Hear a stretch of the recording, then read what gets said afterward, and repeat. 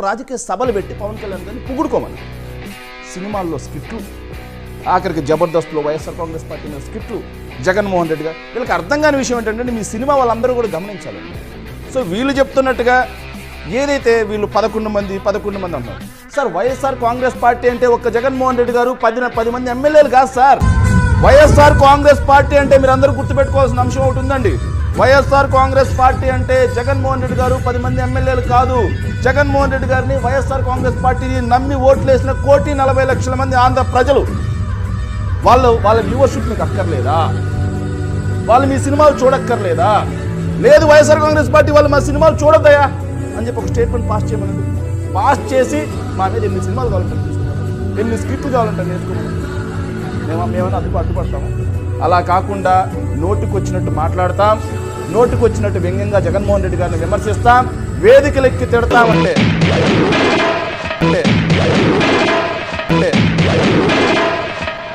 Sir YSR Congress party వీళ్ళు అన్నట్టు paid కాదు సార్. మళ్ళీ మొన్న కూడా చెప్పాను సార్, కులం కోసం పనిచేస్తారు వైఎస్ఆర్ కాంగ్రెస్ పార్టీ, మతం కోసం పనిచేస్తారు, డబ్బు కోసం పనిచేస్తారు, ప్రాంతం కోసం పనిచేస్తారు. కేవలం వైఎస్ జగన్మోహన్ రెడ్డి అనే ఒక్క ఎమోషన్ కోసం పనిచేస్తారు. తర్వాత జగన్మోహన్ రెడ్డి గారి జోలికి వచ్చిన వైఎస్ఆర్ కాంగ్రెస్ పార్టీ గురించి చెడుగా మాట్లాడినా మొన్న చూశారు కదా సార్, 1,00,000కు పైగా ట్వీట్లు.